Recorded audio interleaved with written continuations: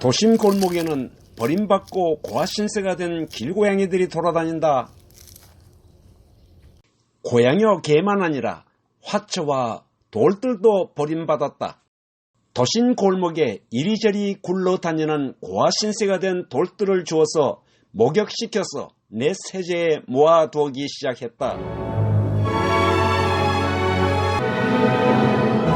어느 날 돌들이 나에게 속삭였다. 우리는 46억 년 전 지구가 만들어진 것과 거의 동시에 만들어졌어요. 그리고 조물주께서 돌 속에 비밀의 안무를 숨겨뒀어요. 라고.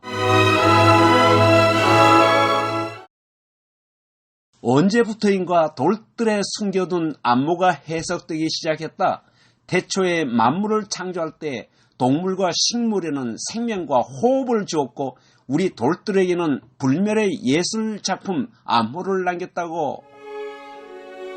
생물들은 번식을 통하여 세대가 이어지지만은 돌들은 세월과 비와 바람의 풍화작용에 의하여 영원 불멸의 작품이 만들어진다. 돌들 속에 무슨 비밀을 숨겨두었을까? 조물주가 돌에 직접 그리거나 조각한 불멸의 작품들을 감상해보자.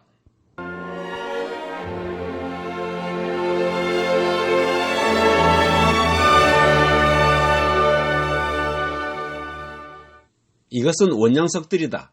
돌이 둥글다는 것 외에는 아무 특징이 없는 돌들이다.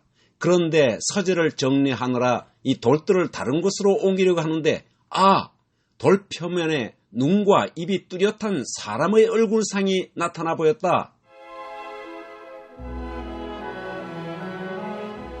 수줍은 듯이 얼굴을 붉히면서 20년 만에 자신의 모습을 드러낸다. 그래서 갑순이라고 이름을 지어주었다. 돌에도 짝이 있는가 보다. 갑순이와 같은 곳에서 발견한 돌이다. 갑돌이라고 이름을 지어주었다. 갑순이를 만나서인지 수집어서 얼굴이 불구슬에 상기되어 있다.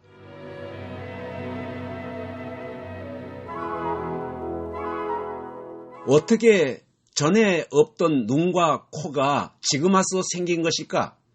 돌에 있는 철분이 20년 동안 산화되어 눈과 입 모양이 생긴 것이다. 이 돌은 20년 전부터 내 서재에 있었다. 물을 주어 어렸을 때 보았던 옹달샘의 아름다운 추억을 떠올리곤 하였다.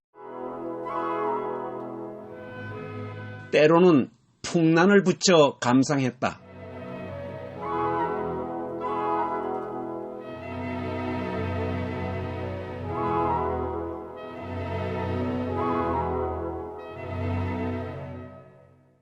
이렇게 산수경석으로 남부침으로 감상했던 돌이 사람의 얼굴로 보이기 시작한 것은 며칠 전 일이다.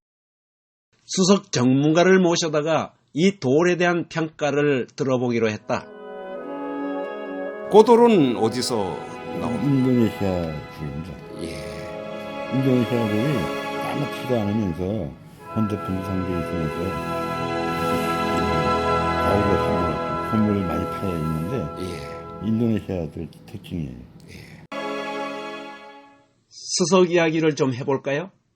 흔히 돌에 채이고 거들떠 보지도 않은 돌이지만은 적어도 돌은 지구 탄생과 맞먹는 45억의 유관 경륜을 지녔다. 내 서재에 있는 돌들이 이렇게 외치는 것 같다. 첫째, 우리는 어느 것보다도 오래됐다는 것이다. 둘째, 원초적이고 가공되지 않은 천연 그대로 창조주의 작품 솜씨가 남아있다는 것이다. 셋째, 변질되거나 변화가 없다는 것이다. 새로운 진리를 발견한 듯 나는 그들의 주장에 귀를 기울여 보기로 하였다. 도심 골목에서 버림받은 돌을 대부분 주워왔기 때문에 수석이라고 할 것까지는 없지만은 그래도 내게는 아주 소중한 돌들이다. 이제 이들의 자기 주장을 들어 각 돌들의 특징을 살펴보기로 하자.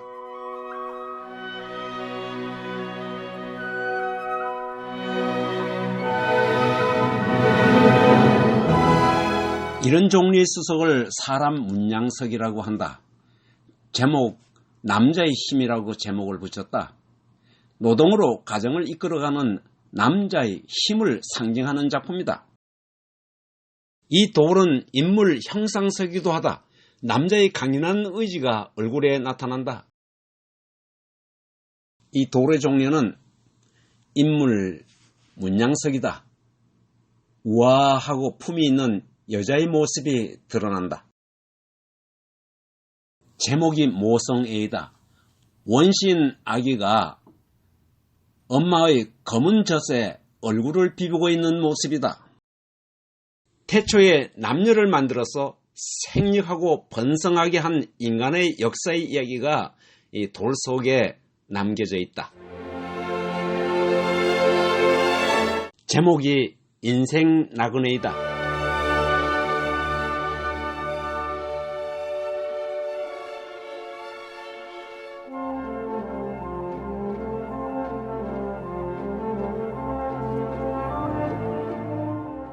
비바람이 휘몰아치는 험한 날씨에 지팡이에 의지해서 걸어가는 노인의 모습.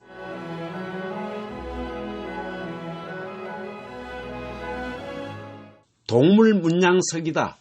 제목을 비령이라고 했다. 태고의 궁창에 살았으리라 상상되는 날짐승들이 창공에 날고 있다.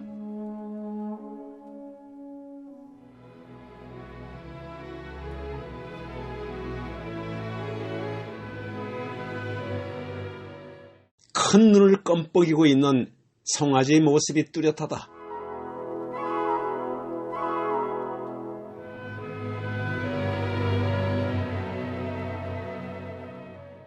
공룡 몇 마리가 경주를 하고 있는 것 같다. 앞에는 목이 긴 육식 공룡이 도망가고 있고 뒤에는 조류 공룡이 큰 날개를 퍼뜨기면서 뒤쫓아가는 모습이다.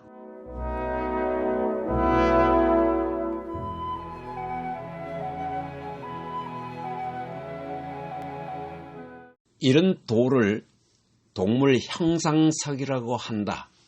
아득한 옛날에 살았을 법한 태고의 동물들, 사람이 상상으로밖에 그릴 수 없는 동물의 모습이 이 돌들에게 직접 나타나서 신비를 더해준다.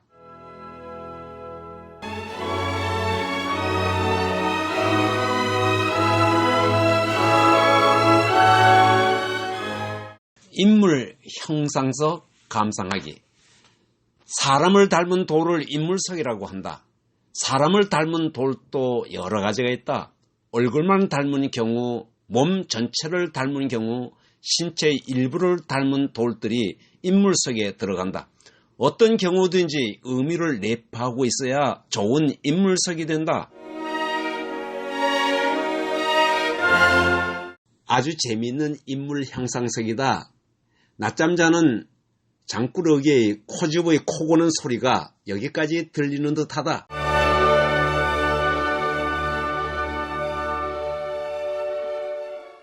초콜릿색의 돌은 금강석 다음으로 강도가 높은 돌이다. 네피린이라는 것은 인류의 어두운 면을 이끌어가는 거대한 거인의 조상의 이름이다. 주름살 투성이의 얼굴이다. 온갖 풍산을 다 겪은 노인의 얼굴 모습이 인간 고난의 역사를 대변해준다.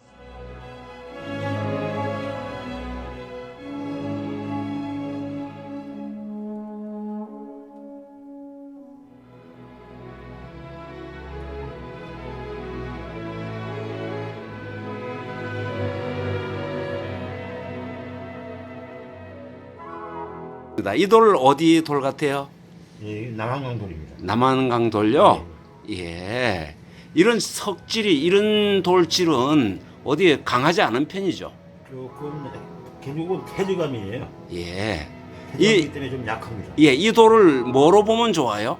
이거 파토석인가? 아니면 평원석으로 봐야 되나? 평원석으로 봐야죠. 평원석으로? 예.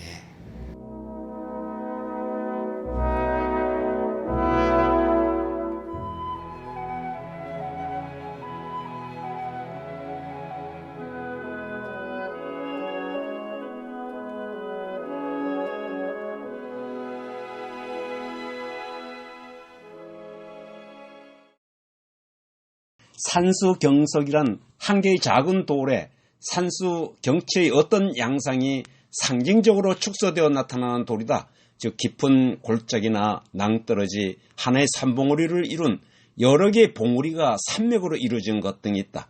폭포와 계류, 화수와 평야, 눈 덮인 광경 등 여러 가지 산수미의 형상이 돌에 웅축되어 온 것인데, 이러한 것을 산형석, 호수석, 평원석, 도형석 따위의 명칭으로 분류한다.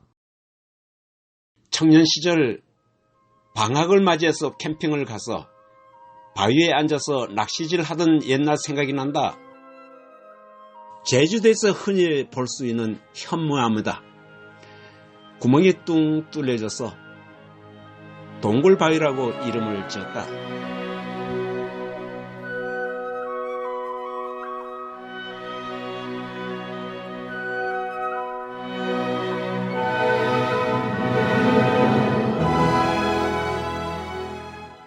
폭포석이다. 수천 년 동안 계속 떨어지는 물줄기 힘에 의해서 바위가 푹 파여 있다. 이 수석을 보고 있느라면 바다 위를 배를 타고 갔을 때에 멀리 수평선에 나타났다가 없어지곤 하는 수시만이 나타나는 그 섬들이 연상된다.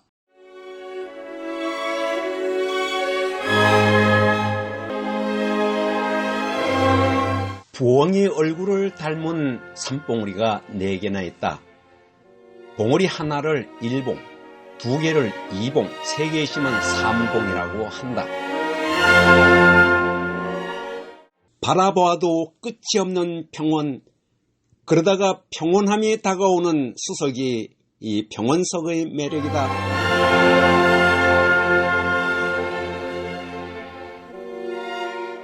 40년도 더 넘은 때인가로 기억되는데, 언젠가 이렇게 생긴 바위에서 낚시를 하다가 물이 밀려와서 미처 피하지 못하고 죽을 뻔한 기억이 난다. 남한강으로 오시는 거예요. 예. 그건 어디서 주로 납니까? 이건 우리나라 정선 쪽이나 예. 하여튼 금강 쪽에서도 이런 색깔이 나와요. 예. 이거는 바닷돌. 예.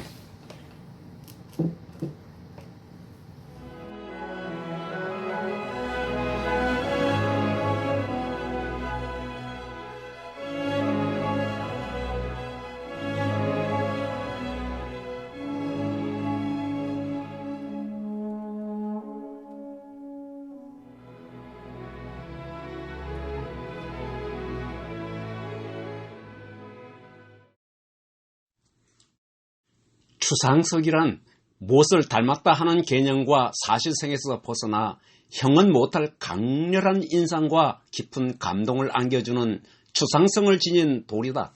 이 돌은 축경미로서의 의미보다는 예술 조각미적인 심미안으로 보게 된다. 우리의 오랜 관념에 박힌 정형적인 어떤 무엇을 닮았다 하는 수석 실상의 분량을 떠난 돌이다. 뭐라고 표현 못할, 무엇을 닮지도 않은 주변의 사물 형상과 동떨어진, 그러면서도 강렬한 인상과 깊은 감동을 불러일으켜 충족감을 안겨주는 돌이 다 이에 속한다.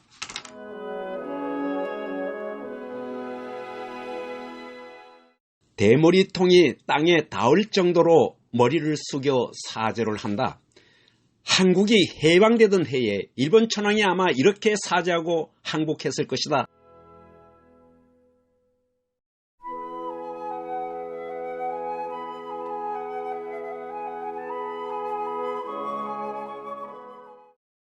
전직 대통령이 뇌물죄로 처벌을 받아야 하고 여자 문제로 도지사를 사표내고 정치 생명이 하루아침에 끝났다.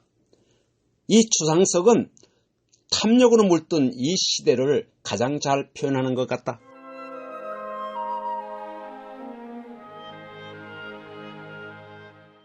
아무리 험난한 시대에도 미래와 희망은 우리를 부른다. 가자, 앞으로.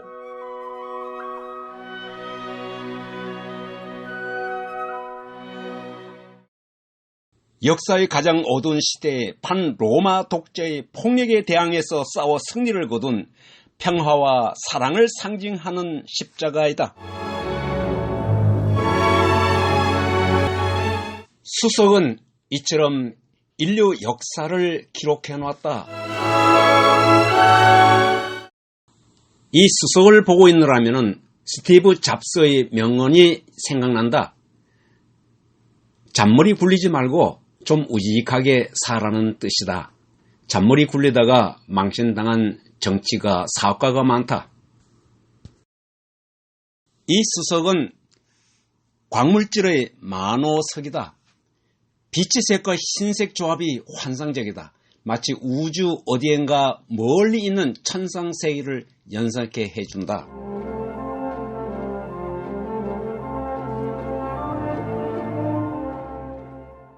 이 돌 보면요 좀 이상해요. 이 돌 맞죠? 네. 이 돌 맞는데 안에 뭐가 든 것 같거든요. 혹시 설명해 줄 수 있겠습니까? 그건 전 잘 못하겠습니다, 이거. 예.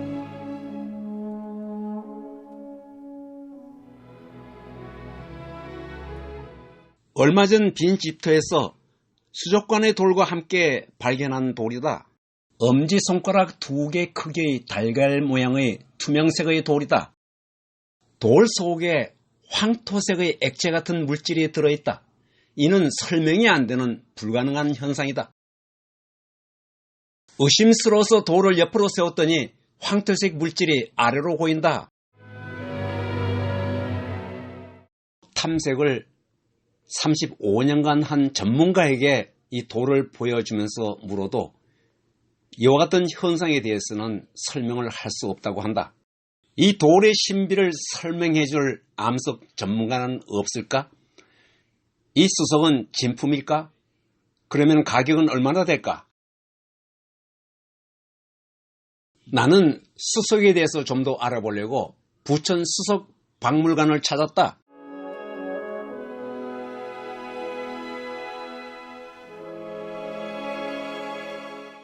수석 박물관의 첫 번째 코너에 수석 감상하기 축경의 미학 코너가 있었다.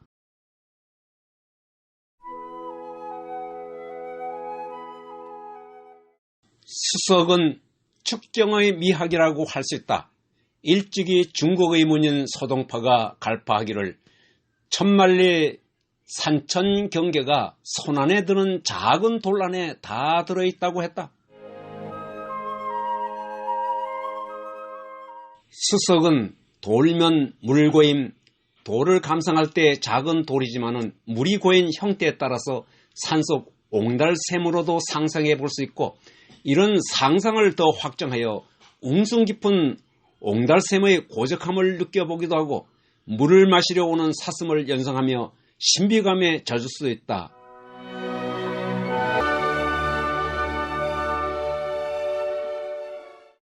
박물관에 소장되어 있는 수석은 역시 질이 다르다. 수석을 보는 시야를 많이 넓혀주었다.